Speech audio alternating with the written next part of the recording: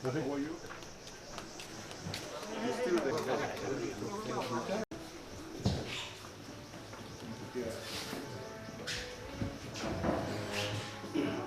Ladies and gentlemen, we are a little late, but we wanted to wait for a very special grandmother and guest.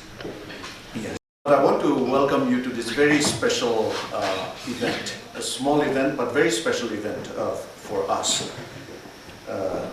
It is the A.Kevichusa Citizenship Award ceremony for 2021. And we will very simply follow the order of the ceremony as is printed out in our program. It will be a very short ceremony. What we will do is, for all of us who can stand, we will arise and we will invoke God's presence. I arise today through a mighty strength, the invocation of the Trinity, through belief in the threeness, through confession of the oneness of the Creator of creation. I arise today through the strength of Christ's birth with his baptism, through the strength of his crucifixion with his burial, through the strength of his resurrection with his ascension, through the strength of his descent for the judgment of doom. I arise today through God's strength to pilot me, God's might to uphold me, God's wisdom to guide me, God's eye to look before me, God's hand to guard me, God's shield to protect me from temptations of vices, from everyone who shall wish me ill, afar and near. I summon today all these powers between me and those evils, against every cruel and merciless power that may oppose my body and soul, against false laws of heretics, against craft of idolatry, against spells of witches and smiths and wizards, against every knowledge that corrupts man's body and soul. Christ to shield me today against poison, against burning, against drowning, against wounding, so that there may come to me an abundance of reward. Christ with me, Christ before me, Christ behind me, Christ in me, Christ above me, Christ on my right, Christ when I lie down, Christ when I sit down, Christ in the heart of every man who thinks of me, Christ in the mouth of everyone who speaks of me, Christ in every eye that sees me, Christ in every ear that hears me. Amen. Please be seated. We have a very special song.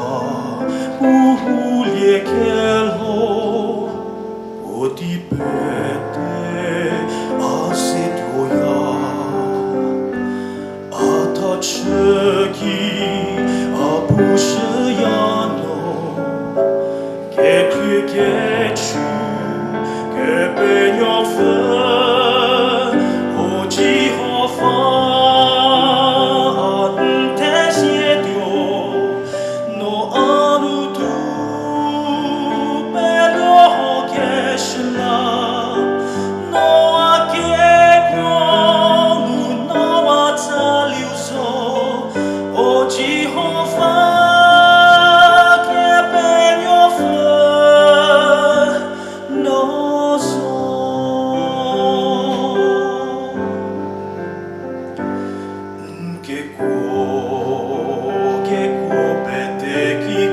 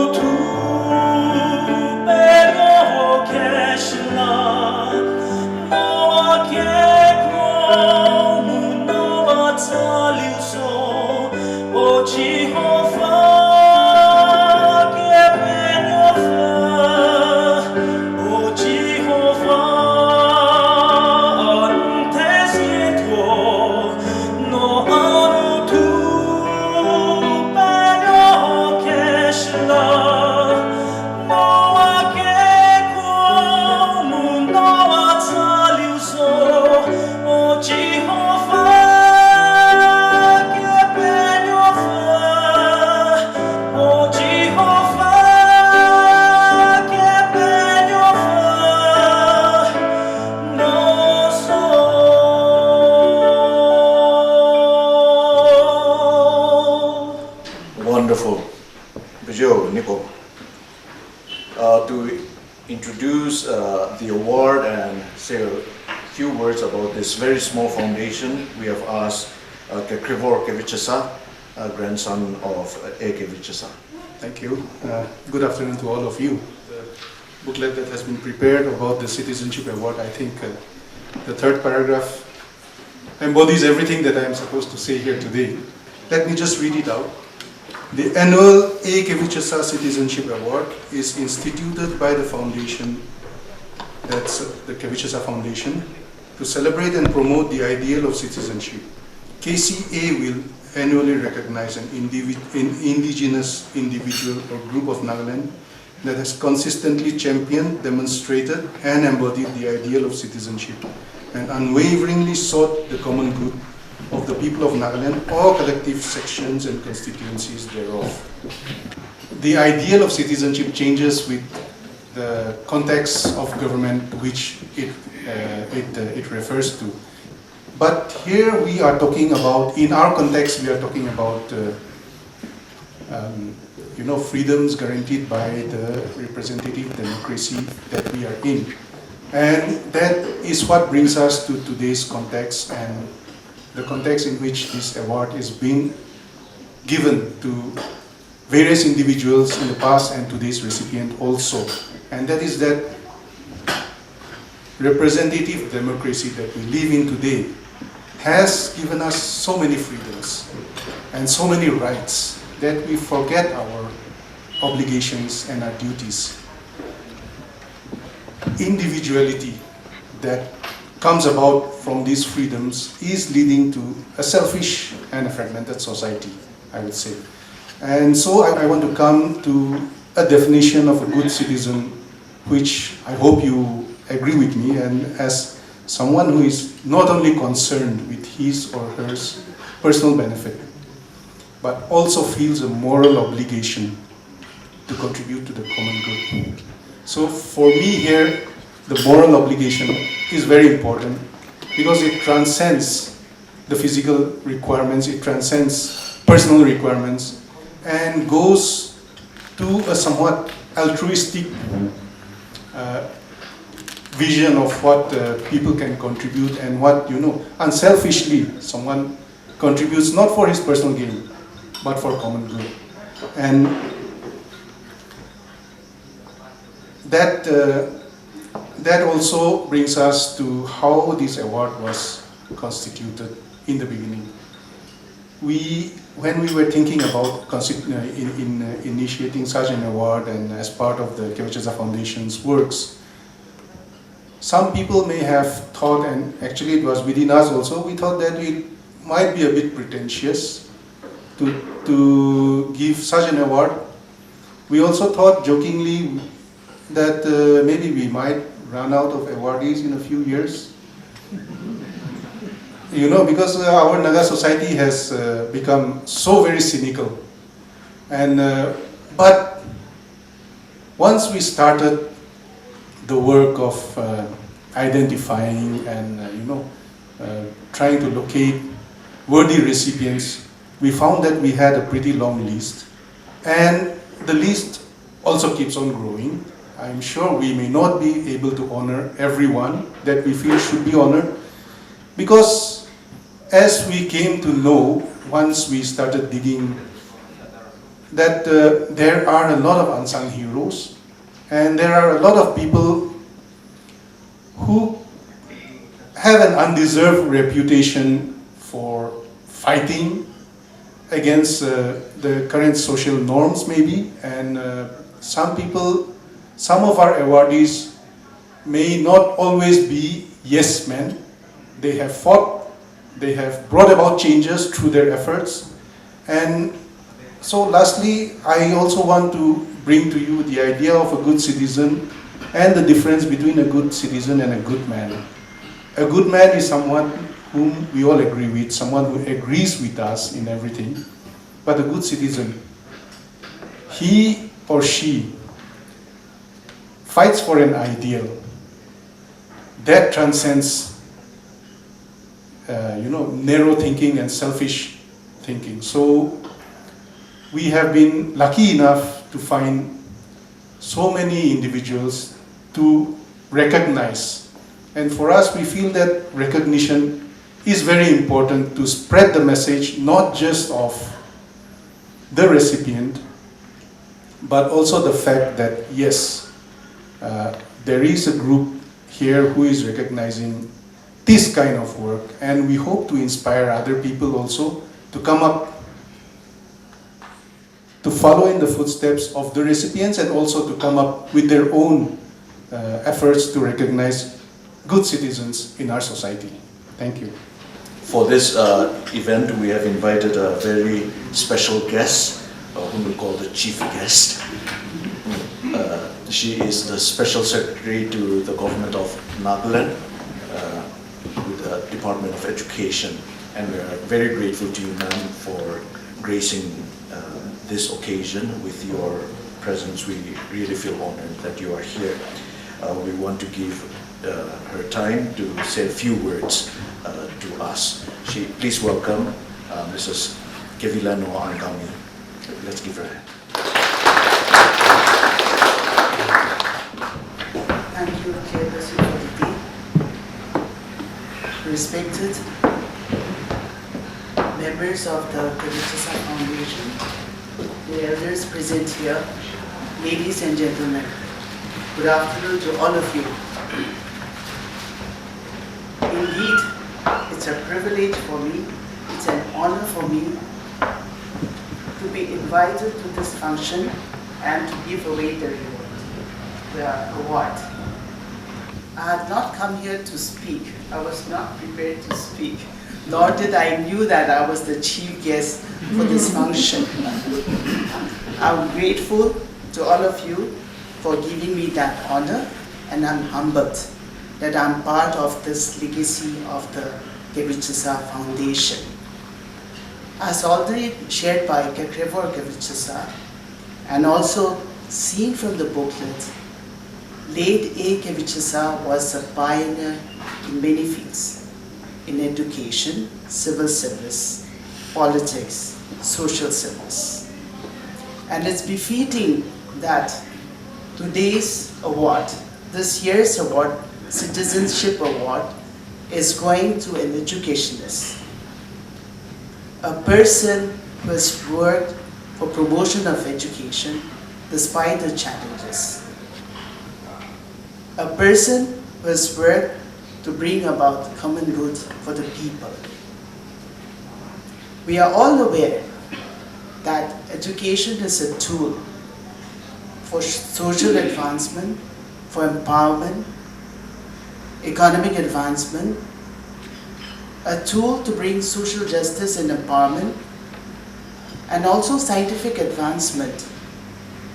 And we are also aware that in our society, there's a gap between the haves and the have-not, a gap between the educated and the uneducated.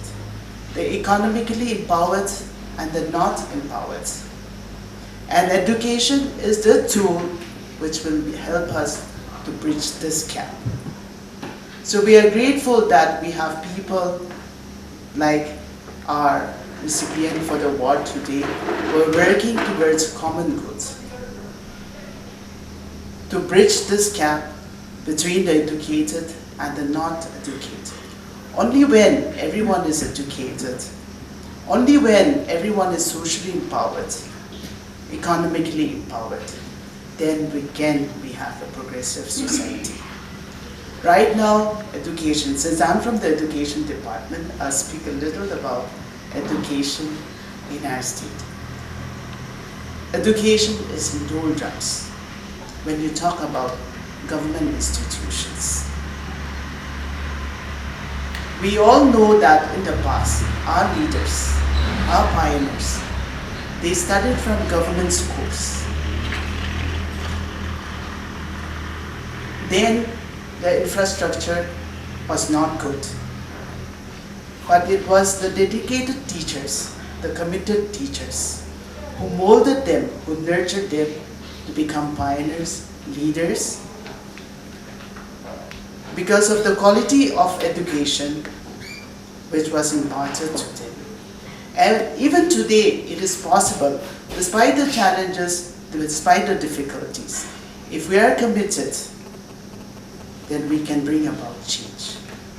So thank you very much for giving me this time.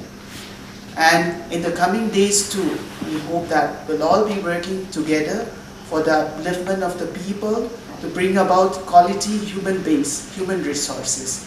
And I congratulate the recipient of this year's award. We hope that you'll continue to do good works in the days to come. Thank you. I forgot to give our chief guest a bouquet before her speech. I'm not used to giving flowers to women.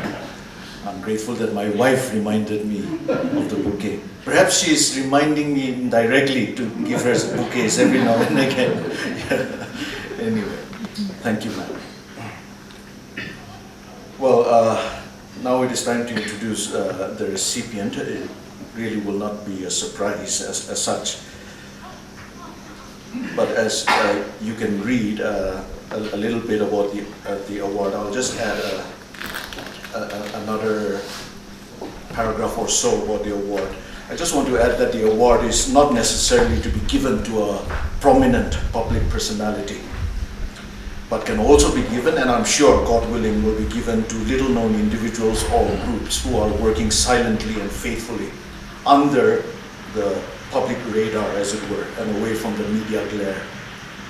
And so we would also encourage you to recommend people who we might be completely unaware of, who you think might be worthy recipients in the future. In exceptional cases, sometimes it could also be given to someone or some group whose singularly significant work in a given year or a given moment deserves due recognition. And there is always, like my cousin said, there are many personalities or groups who are equally deserving, and the selection process is never easy. The award carries a citation, a beautiful engraved medallion. You may see that later. It's one of the nicest things about this award. And it also carries a cash prize of 3 lakh rupees. This is the 5th year. We haven't been able to increase. We want to increase. We are hoping to increase that. Unfortunately for our recipient, this year we could not. We are hoping to win a lottery very soon. So hopefully we'll be able to increase the amount. When I formally informed our recipient this year that he had been unanimously selected by the selection board, as it were, to be given the award this year, his response was, in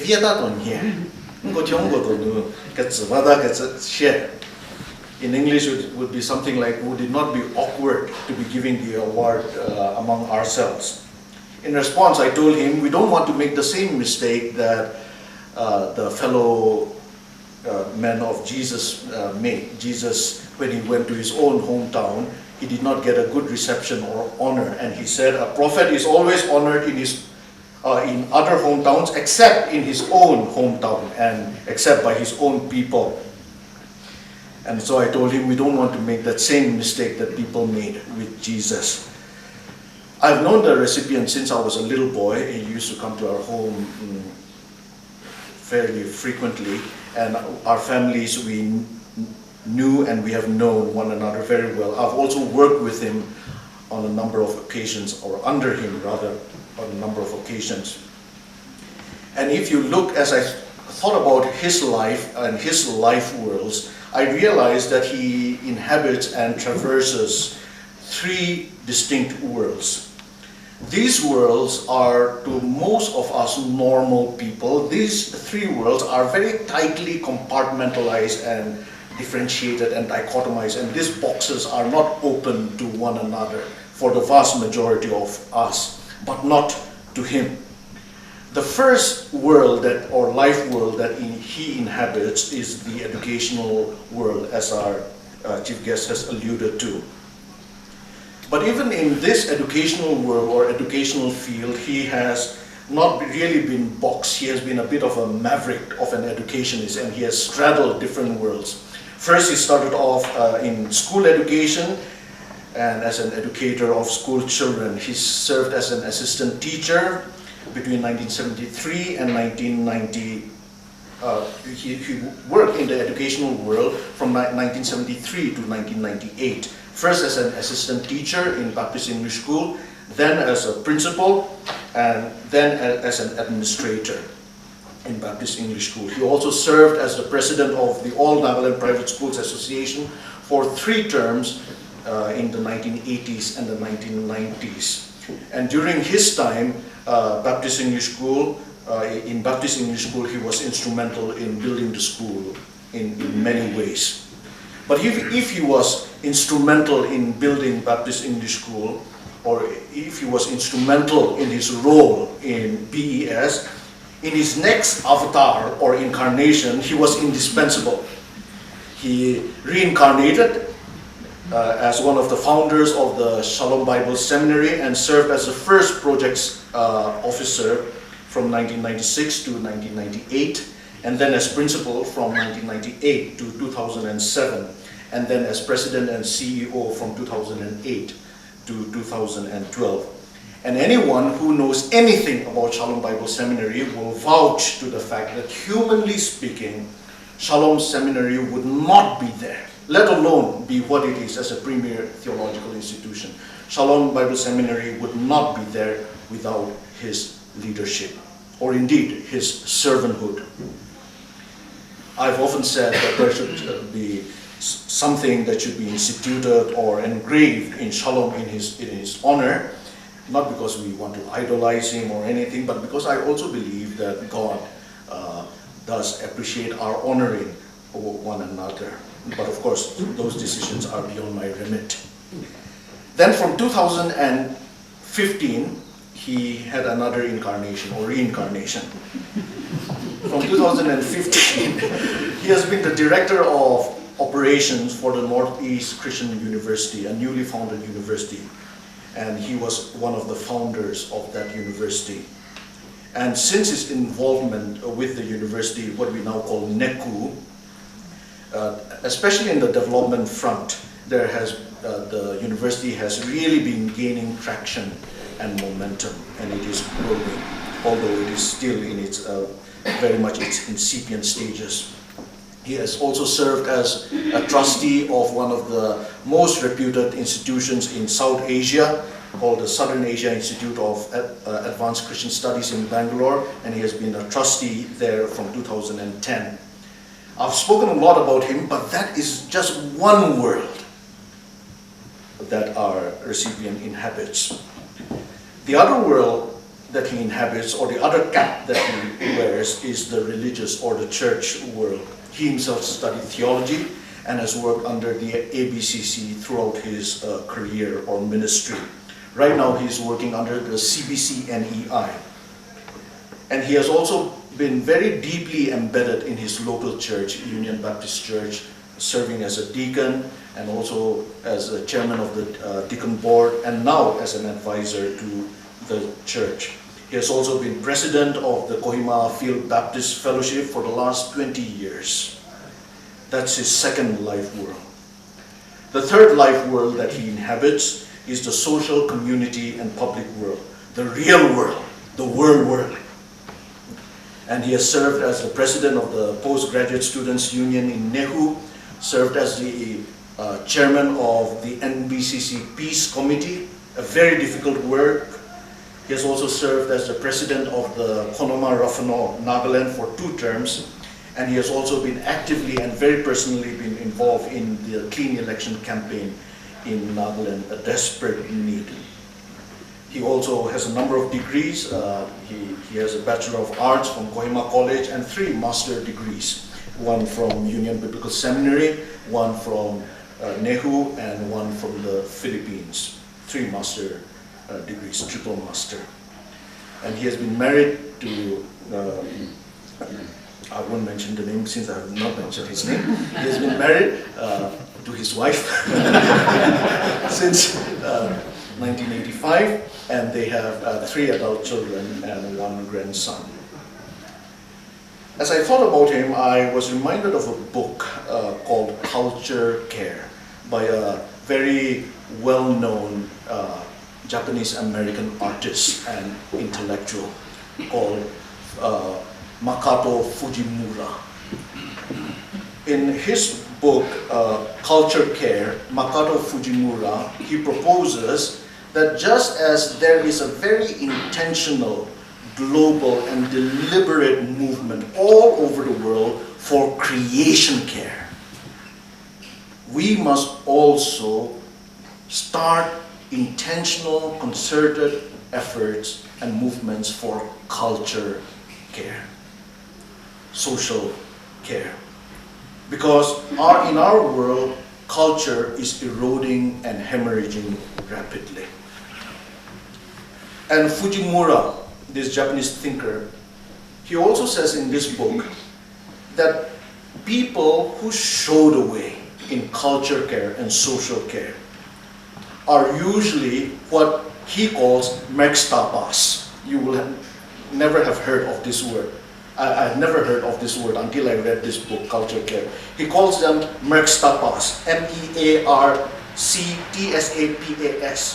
Mekstapa is an old English word, and it refers to people who walk the borders of various worlds. Mekstapa literally means border walker or border stalker. Mekstapas, they don't fit in close or comfortable worlds.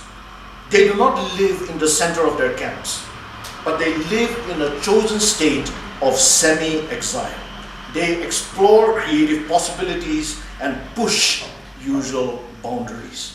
Mekstapas, Fujimura says, are mavericks. They are outliers.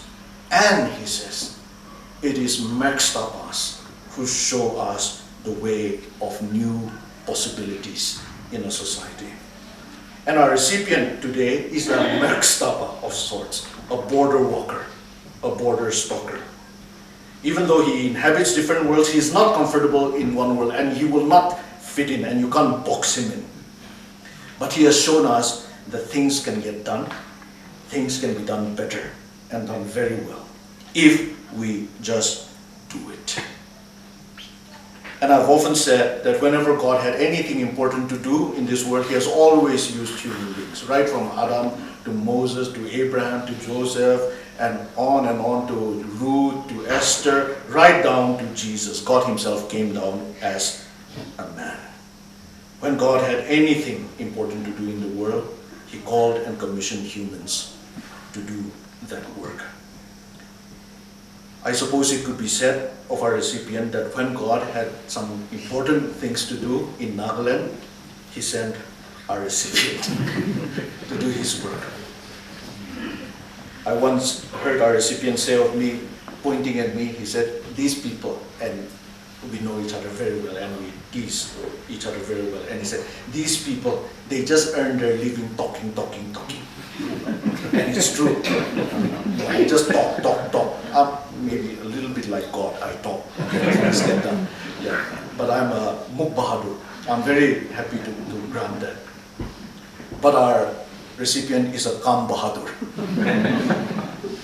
And he is also one of the few people who have been knighted with the permanent title, Sir. So ladies and gentlemen, the 2021 recipient of the A.Kevichusa Citizenship Award, Sir Kuzo Meru.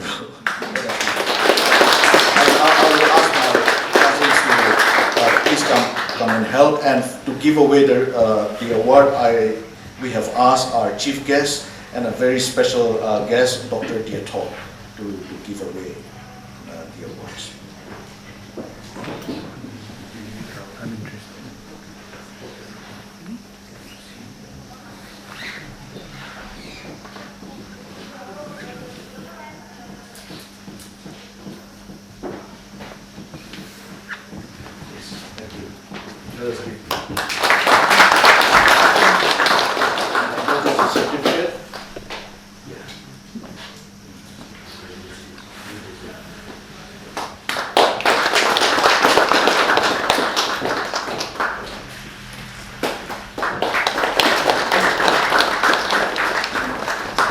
I will now ask our recipient to give a response.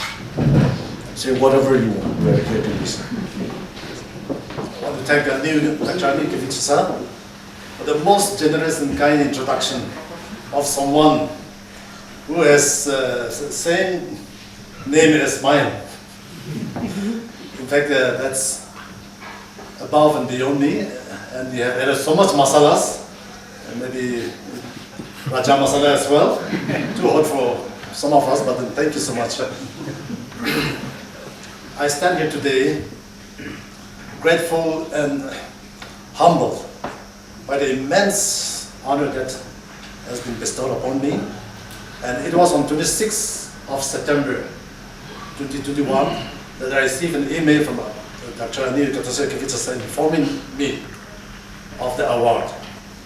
The news stunned me, to say the least, as I feel undeserving of the award and the great honor that has been bestowed upon me, and also because I'm aware that there are many others who deserve this more than I. As such, I expressed my feelings regarding the award to Anu, but he responded affirming that the decision was by the board was unanimous.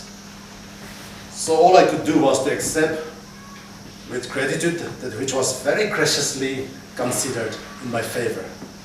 Since that day, I've been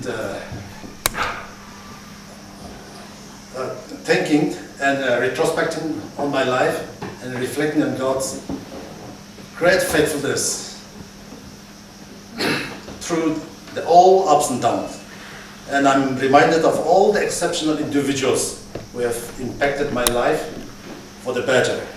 And I would like to recall some of the persons, like father figures like late Dr. A.Kevichusa Citizenship, late Dr. Sato Sekose, D.K. Zelian, and his father, A.Kevichusa, and many others who have helped me and molded me in many ways and who have enlightened me in so many things in my life. And I'm also especially grateful to my wife for standing with me through thick and thin over the last 36 years. And this award is dedicated to her and to all who have played a vital role in my life along the way. To my understanding, rewards are earned by one's own effort, but awards, whereas awards are bestowed upon through sheer grace of others. That's what I feel. And growing up, I have known a thing or two about rewards, which I would like to share through two stories, my childhood stories. During the late 50s, I studied in the primary Don Bosco school in D Block.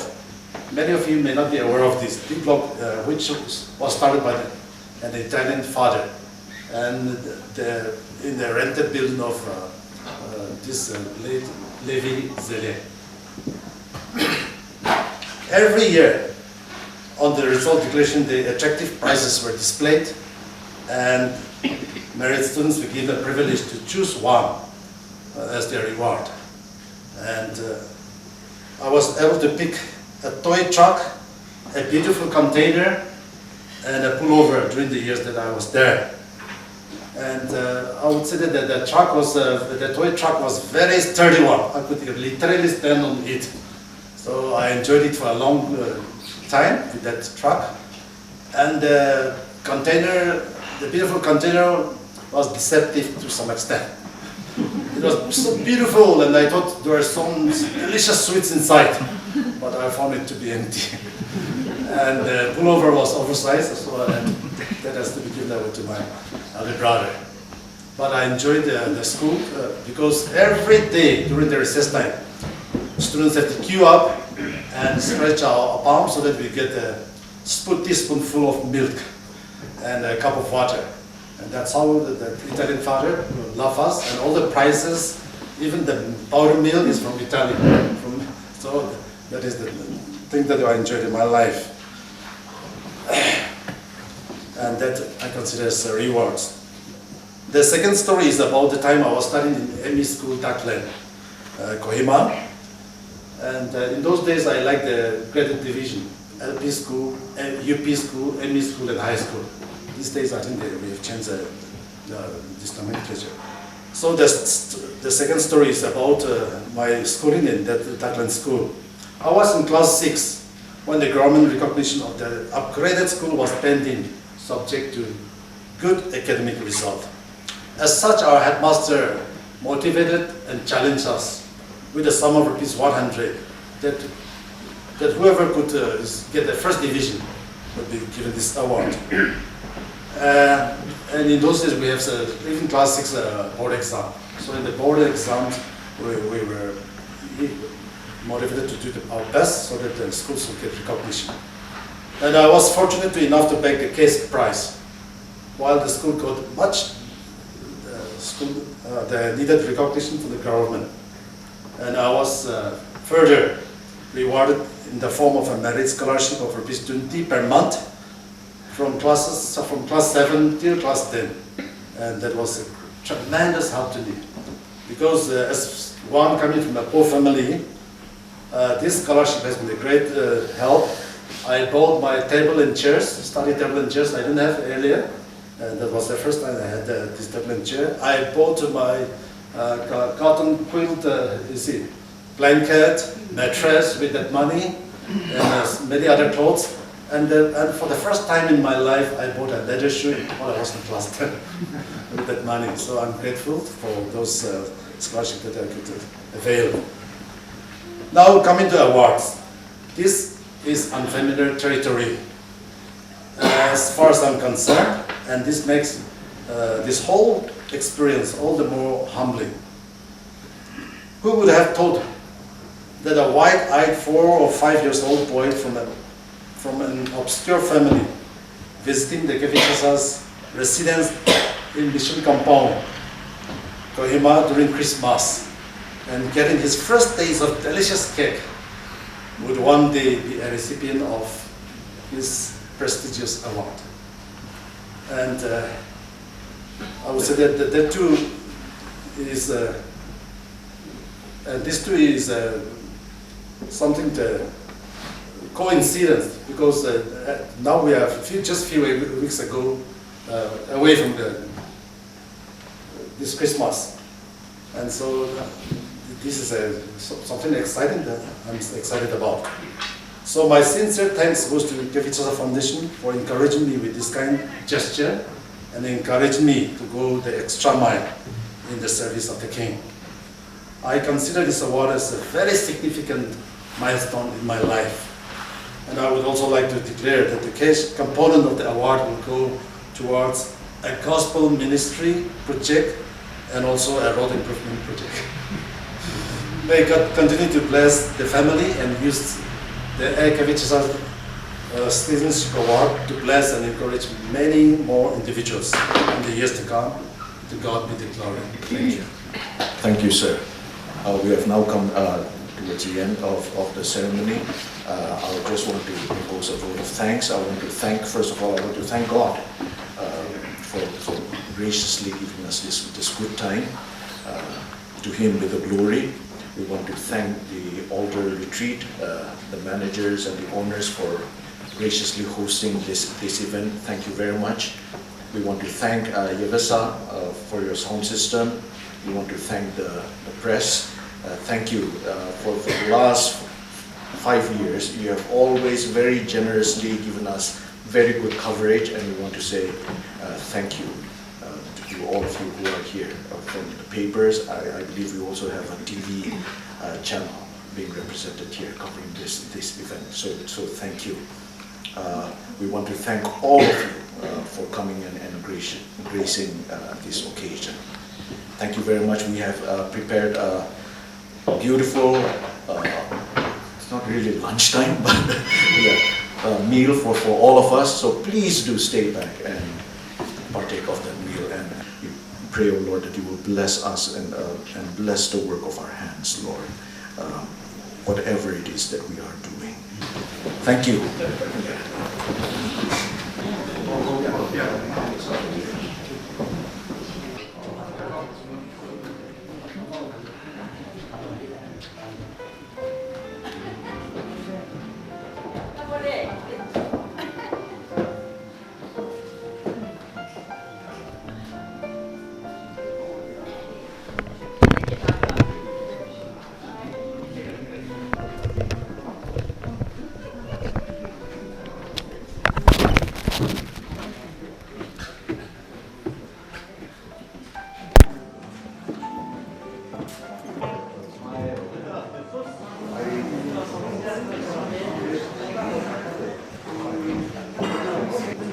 Is it? Yeah.